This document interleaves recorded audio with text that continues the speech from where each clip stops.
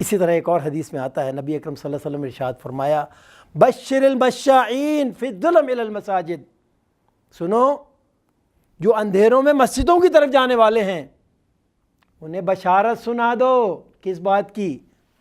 بنور تام یوم القیامہ، کل قیامت کے دن ان کے لیے ان کا نور کامل ہوگا۔ اللہ اکبر، کس نور کی بات ہو رہی ہے بھائیو؟ کل قیامت کے دن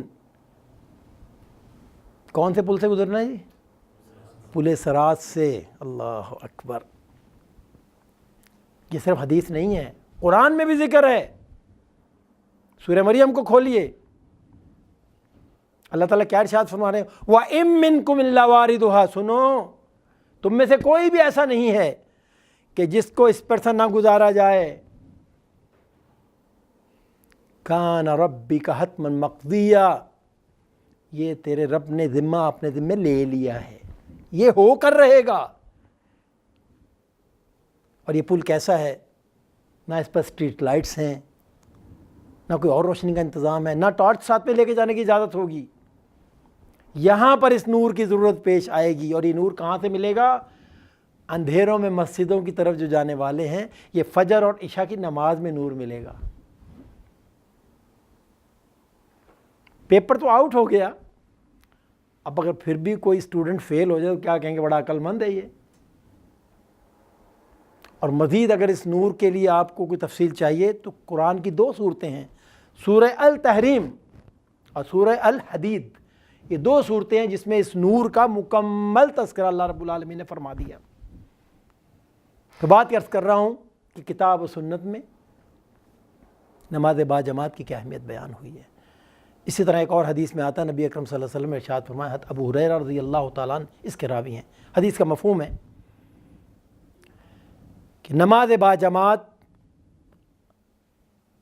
ادا کرنے پر 25 گنا، اور ایک بعض حدیث میں ہے 27 گنا تک انفرادی نماز کی بنسبت اجر و ثواب ہے۔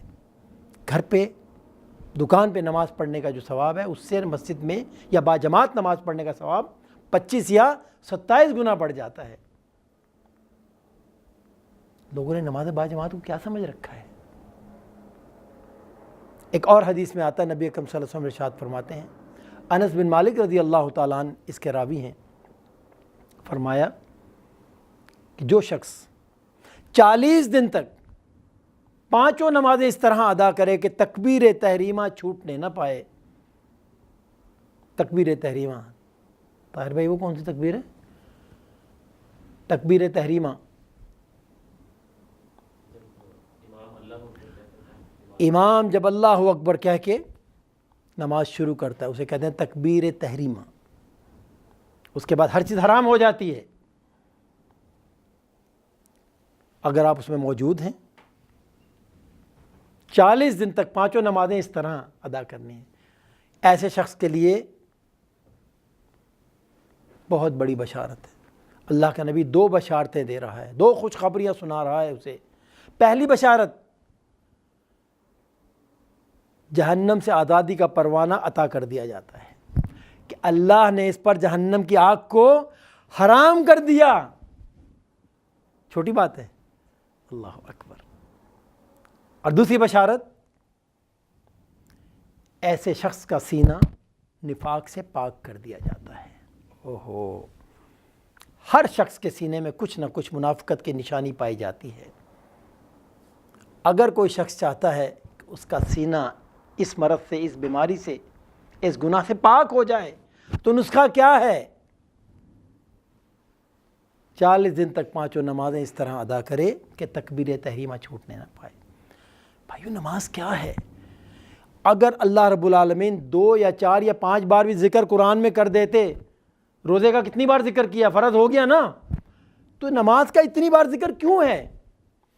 ہمیں اس کی اہمیت ہی نہیں پتہ۔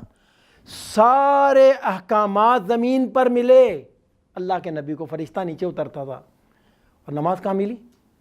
نماز کے لیے بلایا گیا 7 آسمانوں پر، معمولی بات ہے، جیسی چیز ہوتی ویسی دی جاتی ہے۔ اتنی عظیم الشان چیز تھی، اللہ تعالیٰ نے خود بلایا اور خود عطا کی۔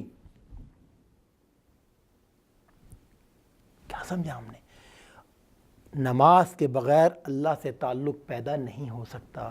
کوئی کہے نا مجھے اللہ کا قرب حاصل ہو جائے، تو پہلا نسخہ اللہ کے قرب کے جو پانچ نسخے ہیں بڑے قیمتی جو علماء نے فرمایا، اس میں سے پہلی جو بات ہے وہ نماز ہے۔ نماز کے ساتھ اللہ کا قرب، اللہ کا تعلق پیدا ہو سکتا ہے، نماز کے بغیر نہیں۔ انسان کتنا ہی بڑا صوفی بن جائے، اگر وہ نمازی نہیں ہے تو جھوٹا ہے، بے ایمان ہے وہ۔ میرے نبی کو اللہ کیا ارشاد فرما رہے ہیں، وَأْمُرْ أَهْلَكَ بِالصَّلَاةِ وَاصْطَبِرْ عَلَيْهَا، اے نبی اپنے گھر والوں کو نماز کا حکم دیتے رہیں اور خود بھی اس پہ قائم ہو جائیں۔ میرے نبی کو تو یہ حکم دیا جا رہا ہے، اور فلاں پیر صاحب نماز نہیں پڑھتے لیکن بہت بڑے اللہ والے ہیں وہ۔ نہیں میرے بھائیو، نماز چھوڑنے والا اللہ والا نہیں ہو سکتا۔ قیامت میں سب سے پہلے قیامت کے دن سوال جو ہوگا وہ نماز کے متعلق ہی ہوگا۔ نماز کیسے چھوڑ جاتا ہے؟ ہر عمل تکلیف میں شرع عذر ہے، لیکن نماز کے لیے نہیں ہے جب تک کہ آنکھ بند نہیں ہو جاتی، جب تک کہ آنکھ بند نہیں ہو جاتی۔ اللہم صلی علی سیدنا محمد وعلی آلہ وصحبہ وسلم۔ اللہم صلی علی سیدنا محمد وعلی آلہ وصحبہ وسلم۔